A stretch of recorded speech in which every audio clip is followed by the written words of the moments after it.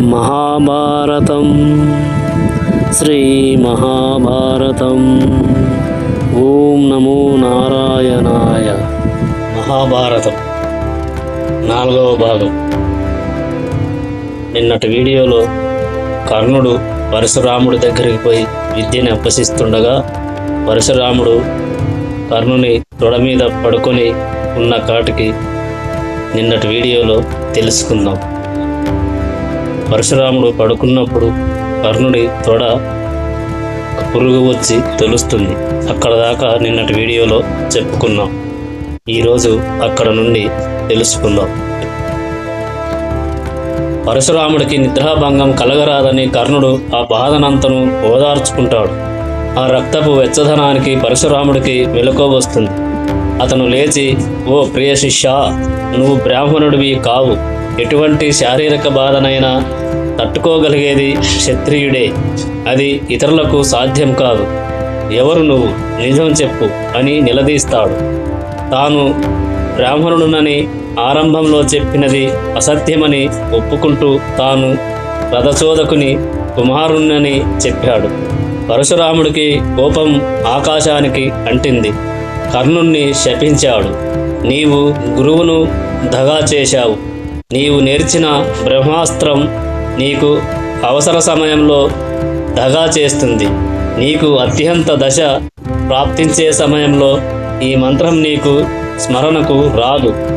ఈ శాపం కారణంగా అర్జునుడితో తన చివరి పోరాట మహాతరుణంలో అర్జునుడితో తన చివరి పోరాట మహాతరుణంలో కర్ణుడికి అది వరకు బాగా గుర్తున్న బ్రహ్మాస్త్ర మంత్రం అప్పుడు స్మరణకు రాలేదు.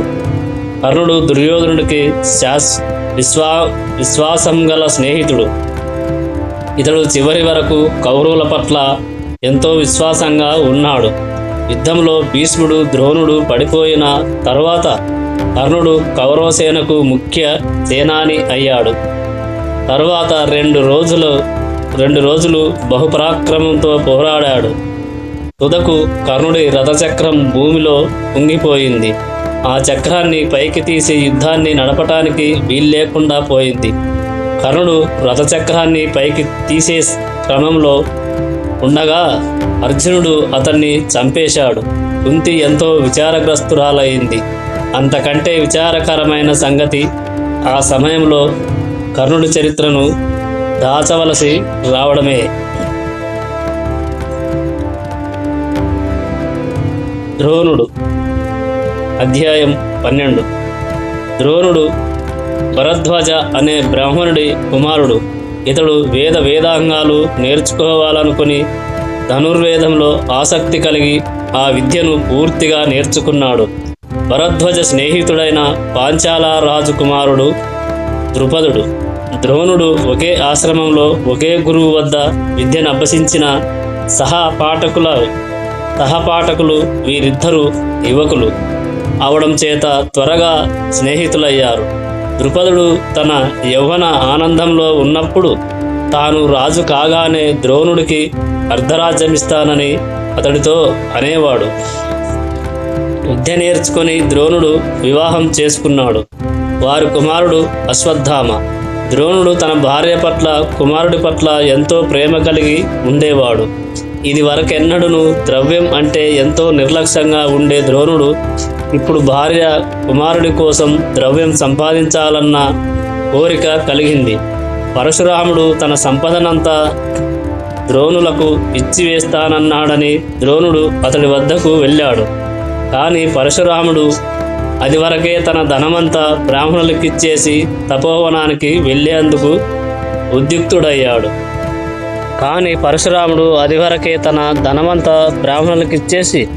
తపోవనానికి వెళ్ళేందుకు ఉద్యుక్తుడయ్యాడు. కానీ ద్రోణునికి ఏదైనా సాయం చేయాలనుకుని తనకు బాగా అలవాటున్న శస్త్రాస్త్ర సంపదలను నేర్చి ద్రోణుడికి ఇస్తానని చెప్పాడు. ద్రోణుడు కష్టపడి తాను ఇదివరకే గొప్ప ధనుర్వేది అయి ఉన్నందున పరశురాముని వద్ద నేర్చుకున్న మహాస్త్ర శస్త్ర విద్యలతో కూడా మహా పరాక్రమశాలి అయిన గొప్ప విలుకాడు అయ్యాడు.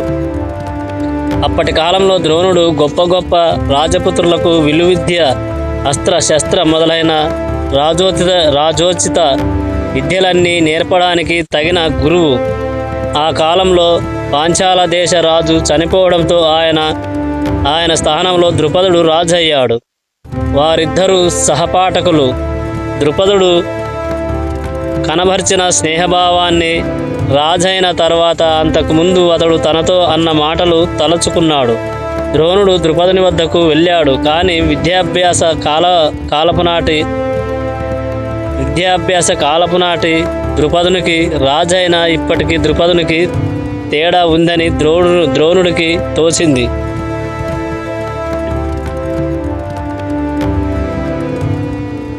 పూర్వపు స్నేహితుణ్ణి ద్రోణుడు తన గురించి పరిచయం చేసుకున్నాడు. ద్రోణుణ్ణి చూసిన ద్రుపదుడు సంతోషం వ్యక్తం చేయలేదు.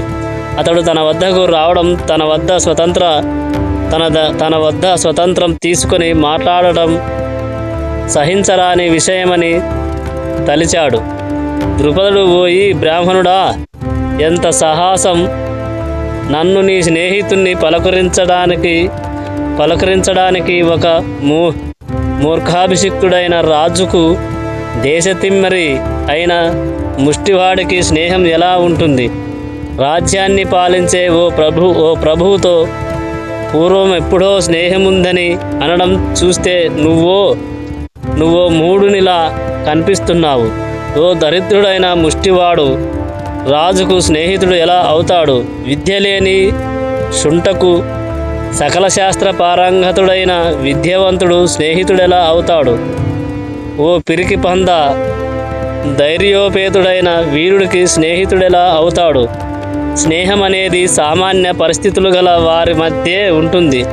దేశాలు తిరిగే బిచ్చగాడు రాజుకు స్నేహితుడు కాడు అన్నాడు ద్రుపదుడు. రాజు ద్రుపదుడి నిందా వాక్యాలు ద్రోణుడిలో కోపాగ్నిని రగిలించాయి. కోపంతో బుసలు కొడుతున్న ద్రోణుణ్ణి రాజసౌధం నుంచి గెంటివేశారు. తనను పరాభవించిన పవిత్రమైన పూర్వ స్నేహాన్ని తోసిపుచ్చిన ద్రుపదుణ్ణి శిక్షించి తీరవలసిందేనని ద్రోణుడు శపథం తీసుకున్నాడు. ఏదైనా వృత్తిని చేపట్టడానికి ద్రోణుడు హస్తినాపురం వెళ్ళాడు.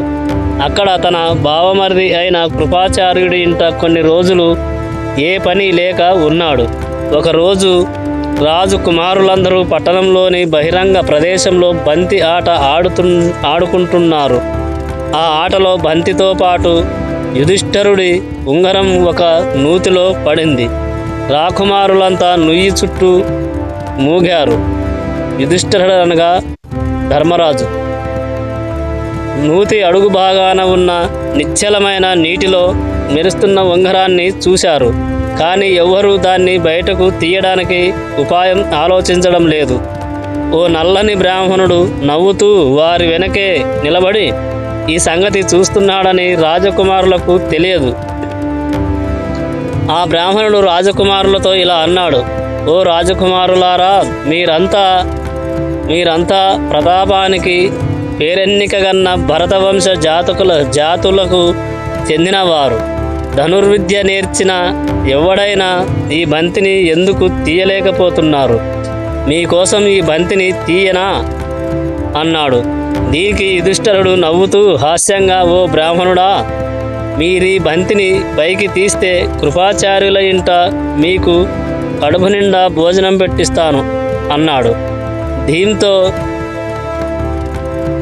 ద్రోణుడు ఒక గడ్డి పోచను నూతిలో విడిచి కొన్ని మంత్రాలను ఉచ్చరించాడు. ఆ గడ్డిపోచను నూతిలోకి దింపుతూ తుదకు ఒక బాణం వేసి బంతికి గుచ్చుకునేటట్లు చేశాడు. తర్వాత ఒకటిగా గడ్డిపోచలను నూతిలోకి వదిలాడు. చివరికి ఓ బాణం గొలుసులా తయారైంది. దాంతో ద్రోణుడు బంతిని బయటకు తీశాడు. ఆశ్చర్యపోవడం రాజకుమారుల వంతయింది. యుధిష్ఠిరుడు ఉంగరాన్ని కూడా బయటకు తీయాలని ఆ బ్రాహ్మణుణ్ణి కోరారు. ద్రోణుడు ఒకరి విల్లు పుచ్చుకొని అమ్ము తొడిగి నూతికి అడుగు భాగాన ఉన్న ఉంగరాన్ని మధ్యకు సారించాడు. ఆ బాణం ప్రచండ వేగంతో నూతి అడుగు భాగాన్ని తాకి ఉంగరంతో పాటు బయటపడింది. బ్రాహ్మణుడు ఆ ఉంగరాన్ని నవ్వుతూ రాజకుమారులకు ఇచ్చారు. ఆ బ్రాహ్మణుడి ప్రతిభావంతమైన క్రియలను పరిశీలించిన రాకుమారులందరూ ఆశ్చర్యపోయారు. ఓ బ్రాహ్మణోత్తమ, మేమందరము మీకు వందనాలు చేస్తున్నాము. తమరెవరు? మేము చేయాల్సిన ఉపకారం ఏమైనా ఉందా అని అడిగారు. అందుకు ద్రోణుడు, ఓ రాకుమారులారా, మీరంతా భీష్ముడి వద్దకు వెళ్ళి నేనెవరినో ఆయనను అడిగి తెలుసుకోండి అన్నాడు. రాకుమారులు భీష్ముడి వద్దకు వెళ్ళి గుర్తులు చెప్పి అతడెవరైనది అడిగారు.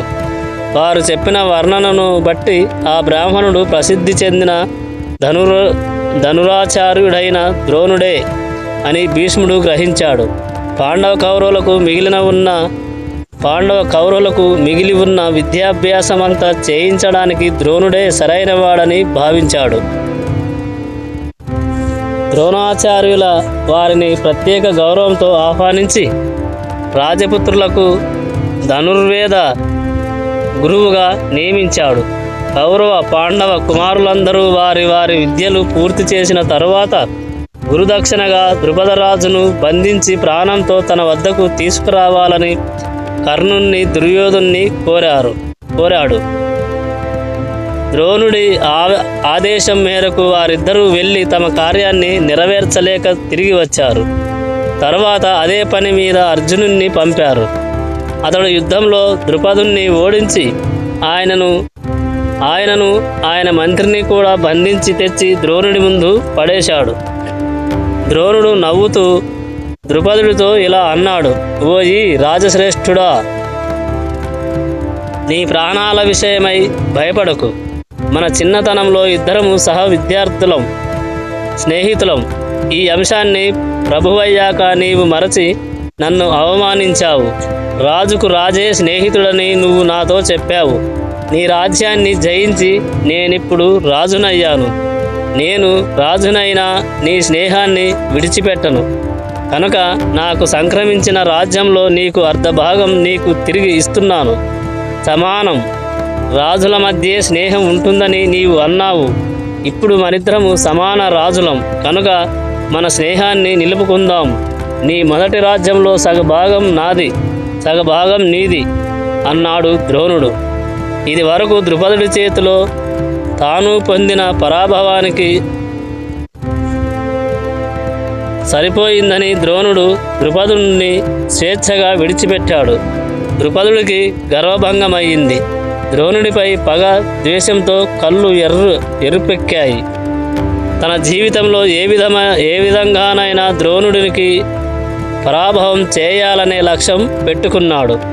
ద్రుపదుడు అందుకు ఉపవాసాల, యజ్ఞాలు, తపస్సులు చేశాడు.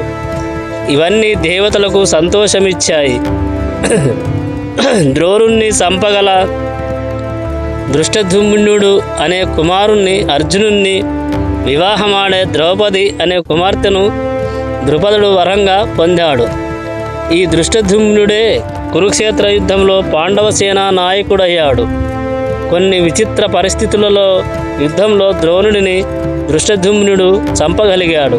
ద్రౌపది పాండవులకు భార్య అయింది.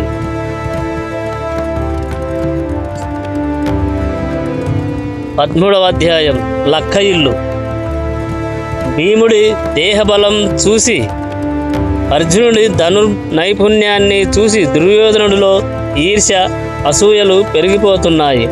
కర్ణుడు, శకుని దుర్మార్గపు పన్నగడలు పన్నుతున్నారు.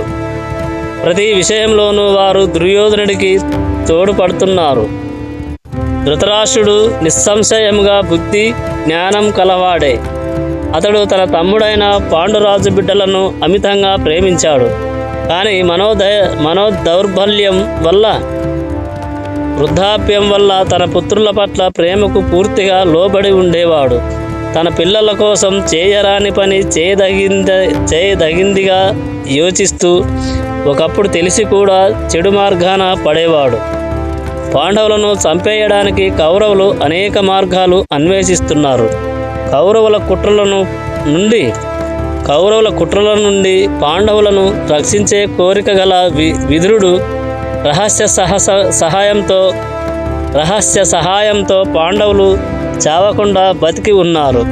పట్టణంలోని ప్రజలందరూ పాండవులనే పొగడటం దుర్యోధనుడి దృష్టిలో మహా అపరాధం అయింది. యుధిష్ఠిరుడే అనగా ధర్మరాజే రాజు అవడానికి తగినవాడని ఎల్లవేళలా ప్రజలు అనుకోవడమే పాండవులపై క్రోధానికి కారణమయ్యింది. ప్రజలు ఒకచోట గుమిగూడితే రకరకాలుగా చెప్పుకునేవారు. ధృతరాష్ట్రుడు ఎప్పటికీ రాజు కాలేడు. అతడు పుట్టు గుడ్డి కనుక అతడు రాజ్యాన్ని చేతిలో ఉంచుకోకూడదు.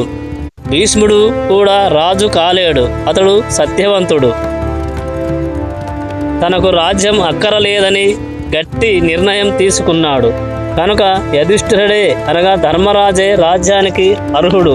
అతడే కురువంశాన్ని రాజ్యాన్ని న్యాయంగా పాలించడానికి అర్హుడు అని ప్రజలు చెప్పుకుంటున్నారు. ఈ మాటలతో దుర్యోధనుడు ఈర్ష్య చెందాడు. కోపంతో దహించుకుపోయాడు. దుర్యోధనుడు తండ్రి ధృతరాష్ట్రుడి వద్దకు వెళ్ళి ప్రజలను అనుకునే విషయాలను చెవిన వేశాడు. తండ్రి, జనులు ఎందుకు అలా మాట్లాడుతున్నారు? కనీసం భీష్ముడన్నా మీరన్న గౌరవం ఎందుకు లేదు? తక్షణమే యుధిష్ఠిరుడికి అనగా ధర్మరాజుకి రాజ్యం ఇవ్వాలని కోరుతున్నారు.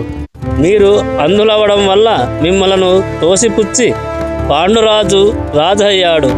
యుధిష్ఠిరుడు తండ్రి తర్వాత రాజైతే తమకేమిటి లాభం? మీ సంతానానికి ఏమిటి గతి? యుధిష్ఠిరుడి తరువాత అతడి కుమారుడు, ఆ తర్వాత అతడి కుమారుడు రాజు అవుతాడేమో. ఇంకా మేము ఎప్పుడవ్వాలి? దరిద్ర బంధువుల కూటమిలోకి దిగిపోయి రాజ్యం చేసేవారిచ్చే బత్యపు నూకలు ఆహారంగా తీసుకునే వాళ్ళమవుతాము. అలా బతికే కంటే చావే గొప్పదవుతుంది అన్నాడు దుర్యోధనుడు. కుమారుడి మాటలతో ధృతరాష్ట్రుడు ఆలోచనలో పడ్డాడు. కుమారా, నువ్వు చెప్పినది నిజం. అయినా యుధిష్ఠిరుడు అనగా ధర్మరాజు ధర్మ మార్గం తప్పడు. అతడందరినీ ప్రేమిస్తాడు. చనిపోయిన తన తండ్రి సుగుణాలన్నీ అతడిలో ఉన్నాయి. ప్రజలు ఆయనను పొగుడుతారు, సహాయం చేస్తారు. పాండురాజు తన సుగుణ సంపన్నతతో మంత్రి వర్గానికి సేనా నాయకులకు ప్రేమపాత్రుడై ఉన్నాడు. వారందరూ ఇప్పుడే యుధిష్ఠిరుడిని అనగా ధర్మరాజునే బలపరిచి ఆయన మాటలే మాట్లాడుతారు. పాండవులను దైవాలుగా చూస్తున్నారు. వీరందరినీ మనమే ఎదుర్కొనలేము. మనమేదైనా అన్యాయం చేస్తే ప్రజలు తిరుగుబాటు చేసి మనను చంపేసే పరిస్థితి రావచ్చు, లేదా వెళ్ళగొట్టడమైనా చేస్తారు. అలాంటి పరిస్థితులు ఏర్పడితే మనకు సిగ్గుచేటు అవుతుంది అన్నాడు ధృతరాష్ట్రుడు. దుర్యోధనుడు తండ్రి మాటలకు అడ్డం వస్తూ, మీ భయానికి కారణం లేదు. భీష్ముడు తటస్థంగా ఉంటాడు. అశ్వత్థామ ఎప్పుడు నా తోటి వాడే. అతడి తండ్రి ద్రోణాచార్యుడు, మామ కృపాచార్యుడు మనవారే. విదురుడు బహిరంగంగా మనకు ఎదురు రాజాలడు. అతడు దుర్బలుడు. వెంటనే పాండవులను వారణావతానికి పంపండి. నేను ప్రమాణపూర్తిగా చెబుతున్నాను. నాకు ఇది ఎంతో విచారంగా ఉంది. ఇది మరింత హెచ్చితే నేను భరించలేను. ఈ రాజ్యాంశం నా గుండెలో గుచ్చుకుంటుంది, నిద్రలేనివాడిగా చేస్తుంది. నాకు ఈ జీవితమే దుర్భరంగా ఉంది. పాండవులను వారణావతానికి పంపితే మన భాగమంతా బలపరుచుకోవచ్చు అన్నాడు దుర్యోధనుడు. తర్వాత మరికొంతమంది రాజకీయవేత్తలను దుర్యోధనుడి పక్షం వహించేలా దుర్యోధనాదులు బలవంతం చేశారు. వారు ధృతరాష్ట్రుడికి స్వపక్షానికి ఉపయోగించుకునేలా సలహాలు ఇస్తున్నారు. ఈ రాజకీయాలకు నాయకుడు శకుని, మంత్రి అయిన కనికుడు. అతడు ధృతరాష్ట్రుడిని ఉద్దేశించి, ఓ రాజా, పాండురాజు కుమారుల పట్ల జాగ్రత్తగా ఉండు. ఎందువలనంటే వారి మంచితనం, ప్రజల ఆదరణ నీ వారికి చాలా ప్రమాదం. పాండవులు నీ తమ్ముడి కుమారులు. బంధుత్వం దగ్గరైన కొద్దీ కుట్రలు, అపాయాలు ఎక్కువవుతాయి. వారేమో బలవంతులు. రాజు అనేవాడు పేరులోనే గాక కార్యాల్లో కూడా గొప్పవాడుగా ఉండాలి. కార్యాలు ఆచరణలో పెట్టినప్పుడే ప్రజలకు రాజు ప్రభావమేమిటో తెలుస్తుంది. రాజకార్యాలు రహస్యంగా ఉంచాలి. ఓ చక్కని ఉపాయం సూచించే కార్యాన్ని చేపట్టినప్పుడే మన ప్రజలకు మన ఘనత తెలుస్తుంది. అదీగాక చెడును నివారించాలి. ఒక ముళ్ళు శరీరంలో గుచ్చుకొని ఉండగా దాన్ని నిర్మూలన చేయనప్పుడు అది ఓ ప్రమాదమైన బాధను కలిగిస్తుంది. ప్రతాపమున్న శత్రువులను చంపాలి, అంతేగాని కనికరించడం మిక్కిలి తప్పు. శక్తి లేని శత్రువును కూడా వదిలిపెట్టకూడదు. ఎందుకంటే నిప్పు కనికైన అడవిని కాల్చేస్తుంది. ఒక బలవంతుడైన శత్రువును ఉపాయంతో చంపాలి, అంతేగాని కనికరించడం మిక్కిలి పొరపాటు. పాండుకుమారుల పట్ల నీవు జాగరూకతతో ఉండు. వారు మిక్కిలి బలము, పరాక్రము కలవారు.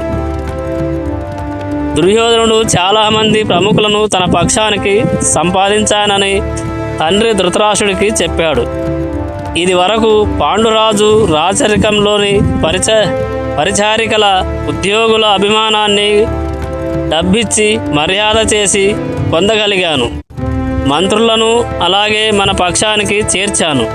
నీవు పాండవులను వారణావతం వెళ్ళేలా చాతుర్యం ప్రదర్శించి ప్రోత్సహిస్తే పట్టణ ప్రజలు, రాజ్య ప్రజలు మన పక్షమే వహిస్తారు. ఇక్కడ వారికి ఒక స్నేహితుడు కూడా ఉండడు. ఎప్పుడైతే రాజ్యం ఒకసారి మన సొంతమైందో పాండవులకు మనలను శాసించే శక్తి పోతుంది. వారిని మరలా ఇక్కడికి రమ్మనడానికి కూడా అవకాశం ఉండదు అన్నాడు దుర్యోధనుడు. తాను ఏదైతే నమ్మదలిచాడో ఆ అంశాలే ఇతరులు చెప్పడం వల్ల ధృతరాష్ట్రుడిలో మార్పు వచ్చింది. తన కుమారుడి ఊహలకు ఒప్పుకున్నాడు. ఇక చేయాల్సింది వారు ఇదివరకే నిర్ణయించుకున్న రహస్య పన్నాగాన్ని అమల్లో పెట్టడమే. మంత్రులందరూ పాండవుల పక్షాన వారణావతాన్ని వేణోల్లా పొగిడారు. శివుడి ఉత్సవం అనేక వినోదాలతో, అలంకారాలతో జరుగుతుందని చెప్పారు. ఏమి ఎరుగని అమాయకులైన పాండవులు దీన్ని నమ్మారు. పాండవులు తప్పక శివోత్సవాన్ని చూడాలని ధృతరాష్ట్రుడు ప్రేమపూర్వకంగా పాండవులకు చెప్పాడు. వాస్తవంగా ఉత్సవాలు కూడా చూడదగినవే. ఈ ఉత్సవాలను తిలకించడానికి వచ్చే పాండవులను మర్యాదతో ఆహ్వానించడానికి ప్రజలు సిద్ధంగా ఉన్నారు. దీంతో పాటు ధృతరాష్ట్రుడు చెప్పడం వల్ల కూడా పాండవులు వారణావతానికి వెళ్ళడానికి భీష్మాది పెద్దల వద్ద సెలవు తీసుకొని బయలుదేరారు. దుర్యోధనుడి ఆనందానికి అవధులు లేవు. అతడు కర్ణ శకునితో ఆలోచించి వారణావతంలో కుంతిని, పంచపాండవులను చంపడానికి కుట్ర పన్నారు. మంత్రి పురోచనుణ్ణి పిలిపించి రహస్య ఆజ్ఞలు జారీ చేశాడు. పురోచనుడు వారి ఆలోచనలను కార్యరూపంలో పెట్టడానికి ఎంతో విశ్వాసంతో అంగీకరించాడు. పాండవులు వారణావతం చేరకముందే పురోచనుడు తనకిచ్చిన రహస్య ఆలోచన ప్రకారం వారికంటే ముందే అక్కడికి వెళ్ళాడు.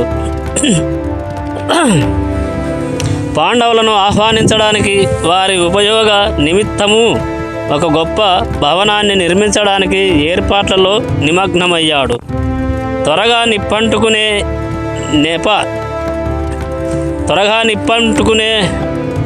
నిప్పంటుకునే నెపంతో అనువైన వస్తువులను అనగా టేకు, లక్క, నెయ్యి, నూనె, కొవ్వులను భవన నిర్మాణానికి వినియోగించారు.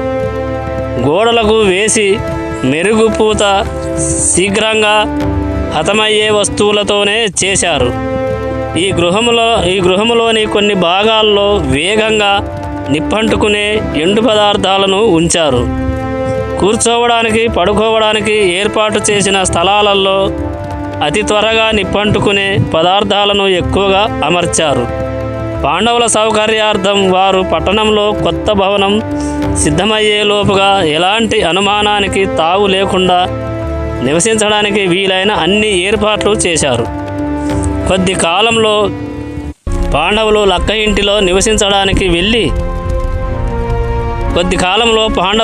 ఇంటిలో నివసించడానికి వెళ్ళిన తరువాత రాత్రి నిద్రించే సమయంలో నిప్పంటించి వారిని హతమార్చడమే దుర్యోధనాదుల లక్ష్యం. కానీ వారణావతం ప్రజలు పాండవులకు చేసే గౌరవ మర్యాదలు, సదుపాయాలు చూస్తే పాండవులకు ఏ విధమైన అనుమానము రాదు. నిప్పుతో లక్క ఇల్లు దగ్ధమైతే అదో ప్రమాదకంగా భావించేలా రహస్య పన్నాగానికి రూపకల్పన చేశారు. ఇందులో కౌరవులను అనుమానించడానికి ఎవరికైనా ఎలాంటి అవకాశము లేనంత పకడ్బందీగా ప్రణాళిక వేశారు.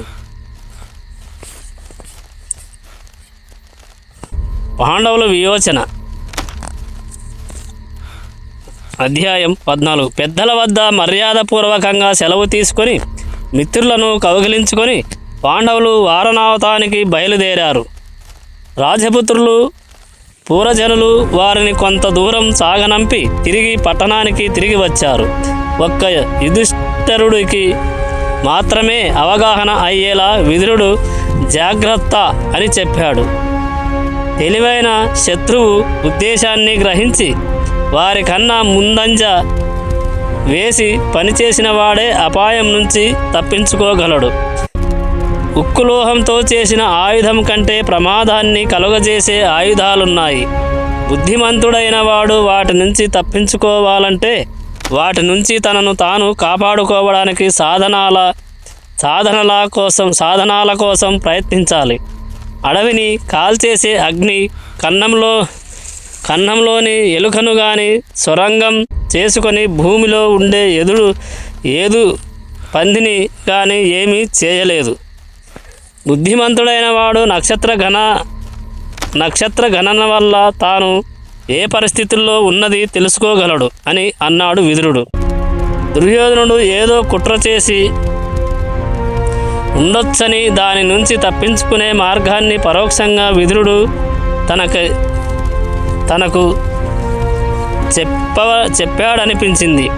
యుధిష్ఠిరుడు అనగా ధర్మరాజు విదురుడు తనకు చెప్పిన అంశాలను కుంతి దేవికి వివరించి చెప్పాడు. పాండవులంతా మహాదానందంతో ప్రయాణం ప్రారంభించగానే వారి గమనం రాను రాను విచార హృదయములతో సాగుతుంది. వారణావత ప్రజలు పాండవుల రాకను విని ఎంతో ఆనందంతో వారిని పట్టణంలోనికి ఆహ్వానించారు. పాండవుల కోసం నిర్మాణం మొదలుపెట్టిన ప్రసాదం పూర్తయ్యే వరకు వారిని ఇతర గృహాల్లో కొద్ది కాలం ఉంచారు. భవంతి సిద్ధమైన వెంటనే పురోచనుడు ముందుండి వారిని అక్కడికి తీసుకువెళ్ళాడు. ఆ భవంతికి శివం అనే పేరు పెట్టారు. శివం అంటే అదృష్టం అని శ్లేషగా, అయితే మరణ యంత్రం అని అర్థముందని చెబుతారు. యుధిష్ఠిరుడు అనగా ధర్మరాజు విదురుడి మాటలను తలుచుకొని గృహాన్ని ఓ మారు జాగ్రత్తగా పరిశీలించాడు. ఆ గృహం శీఘ్రంగా తగులుబడే వస్తు సముదాయంతో కట్టబడిందని అవగతం చేసుకున్నాడు. ఈ గృహం మారణ యంత్రం అని మనకి సంగతి తెలిసినట్లు పురోచనుడికి తెలియకూడదు. సకాలంలో మనము పారిపోవాలి కనుక ఏమాత్రమైన అనుమానాన్ని అతడికి కలిగించిన మనం పారిపోవడానికి వీలుండదు అన్నాడు యుధిష్ఠిరుడు అనగా ధర్మరాజు భీముడితో అన్నాడు. పాండవులు ఆ గృహంలో హాయిగా కాలం వెళ్ళబుచ్చుతున్నారు. ఎలాంటి చింత లేకుండా కాలం గడుపుతున్నారు. ఈలోగా విదురుడు పంపిన సైనికుడు పాండవులను రహస్యంగా కలిశాడు. మీరిక్కడికి వచ్చేటప్పుడు విదురుడు నర్మగర్భంగా కొన్ని మాటలు చెప్పారు. నేను తమ సహాయార్థం అంటే మిమ్మల్ని రక్షించడానికి విదురుడు పంపగా వచ్చాను అని చెప్పాడు సైనికుడు. అప్పటినుంచి ఆ సైనికుడు పురోచనుడికి తెలియకుండా రహస్యంగా అక్కడ చాలా దినాలు పనిచేశాడు. ఆ లక్క ఇంటి నుంచి పట్టణం వెలుపలికి ఓ సొరంగం తవ్వారు. ఇంటి గోడ పునాదుల నుంచి ఇంటి చుట్టూ ఉన్న కందకం దిగువ నుంచి ఈ సొరంగాన్ని తవ్వారు. ఈ లక్కకోట ద్వారం వద్దనే పురోచనుడి ఇల్లు ఉంది. పాండవులు రాత్రిపూట సాయుధులై జాగ్రత్తగా ఉండేవారు. పగలు అడవికి వేటకు వెళ్ళేవారు. పాండవులు లక్క ఇంటిలో నివాసం చాలా కాలమైందని భావించాడు. యుధిష్ఠిరునకు అనగా ధర్మరాజుకు కూడా దుర్యోధనాదుల కార్యాచరణ కాలం సమీపించిందని తెలుసుకున్నాడు. యుధిష్ఠిరుడు తమ్ములను పిలిచాడు. ఈరోజే మనం పారిపోవాలని, ఈరోజు తప్పితే పారిపోవడానికి కుదరదని, చావాల్సి వస్తుందని హెచ్చరించాడు. ఆ రోజే కుంతీదేవి తమ కోటలోని లక్క ఇంటిలోని సేవకులకు దాసదాసీ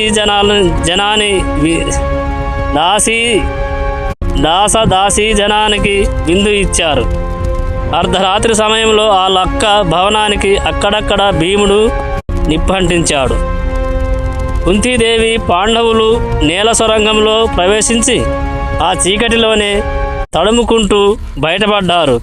కొద్ది సమయంలోనే లక్క భవంతిని మంటలు చుట్టుముట్టాయి. ఆ భవన పరిసర ప్రాంత ప్రజలు తీవ్ర భయాందోళన చెందారు. కొంతమంది ఎలాగైనా ఆ మంటలను ఆర్పాలని ప్రయత్నించారు. వీలు కాలేదు. అయ్యో, ఇది ఖచ్చితంగా దుర్యోధనుడి పనే, ఏ పాపం జరగని పాండవులను చంపేస్తున్నాడు అంటూ అరుస్తున్నారు. లక్క భవంతి మొత్తం కాలి బూడిదైంది. పురోచనుడి గృహానికి కూడా మంటలు అంటుకున్నాయి. అతడు పారిపోవడానికి వీలు లేకపోయింది. అతడి దుర్మార్గపు స్వభావం అందరికీ తెలిసిన విషయం కావడం చేత ఆయన మరణించినప్పటికీ ఎవ్వరూ జాలిపడలేదు. లక్క భవంతి కాలిపోవడం గురించి వారణావత ప్రజలు హస్తినాపురానికి వార్త పంపారు. పాండవులు నివసించిన భవంతి కాలిపోయింది. మంటల నుంచి పాండవులు బయటపడే వీలు లేకపోయింది. వారు చనిపోయారు అని సమాచారం ఇచ్చారు. ధృతరాష్ట్రుడు అతని కుమారులు పాండవుల విషాదాంతంపై విచారం తెలపడానికి కట్టుబట్టలు వదిలి ఏకవస్త్రాలను ధరించారు. సోదరుడి కుమారులు చనిపోయినప్పుడు ఇలా వస్త్రాలు ధరించడం ఆచారం. పాండవులు కుంతి చనిపోయారని భావించి వారికి అంత్యక్రియలు అనగా ఉదకక్రియలు నిర్వహించారు. వారి మరణానికి ఎంతో గాఢంగా విచారించినట్లు చూపరులు భావించడం కోసం గట్టిగా ప్రయత్నించారు. అంతమందిలోనూ ఒక్క విదురుడు మాత్రమే విచారం కనబరచడం లేదనే భావన కొందరిలో వ్యక్తమైంది. ఆయన గొప్ప వేదాంతి అయినందున అలా ఉన్నాడని భావించారు. వాస్తవంగా పాండవులు సులువుగా ప్రాణహాని లేకుండా తప్పించుకున్నారని విదురుడి అభిప్రాయం. అతనికి విచారం అంటూ ఉందంటే అది పాండవులు పడుతున్న బాధల గురించే. అది మనస్సులో మాత్రమే, బయటకు కనిపించదు. భీష్ముడు విచారంలో మునిగి ఉన్నాడని తెలుసుకొని విదురుడు ఆయన వద్దకు వెళ్ళాడు. ఆయనను ఓదార్చుతూ జరిగిన విషయాన్ని, పాండవులు సురక్షితంగా ఉన్నట్లు తెలిసిన విషయాన్ని రహస్యంగా చెప్పాడు. తల్లి అన్నదమ్ముళ్ళు నిద్రలేక జాగరూకులై ఉండడం వల్ల, భయాందోళన వల్ల చాలా అలసిపోయారని తలచాడు భీముడు. తల్లిని భుజంపైన నకుల సహాదేవులను తన తొడల మీద తన 2 చేతులతో యుధిష్ఠిరుడు అర్జునుణ్ణి నిలిపాడు. ఎలాంటి ఆయాసము చెందగా అడవిలో ఓ ఏనుగు మాదిరిగా చెట్లను తుప్పులను తప్పిస్తూ మార్గాన్ని ఏర్పరుస్తూ తీసుకువెళ్తున్నాడు. వారు గంగానది ఒడ్డుకు చేరేసరికి ఓ పడవ ఉంది. ఆ పడవ నడిపేవాడికి వీరి రహస్యం తెలుసు కనుక అక్కడ పడవతో సిద్ధమై ఉన్నాడు. ఆ చీకటిలోనే వారు గంగానదిని దాటి ఓ గొప్ప అరణ్యంలో ప్రవేశించారు. రాత్రంతా చీకటి ముసుగులో ఇమిడిపోయి అడవి జంతువుల భయంకరమైన అరుపులు వింటూ నడిచారు. అందరూ పూర్తిగా అలసిపోయారు. దాహం భరించలేక శరీరం కష్టం వల్ల అపస్మారక లక్షణాలు కలిగాయి. దాంతో కూర్చుండిపోయారు. కుంతీదేవి అలసటతో నేల మీద పడుకుంది. అంతలోనే నిద్రలోకి జారుకుంది. ఆ చీకటిలో భీముడు తాగునీటి కోసం దట్టమైన అడవిలో వెతకడం ప్రారంభించాడు. ఓ నీటి మడుగు కనిపించింది.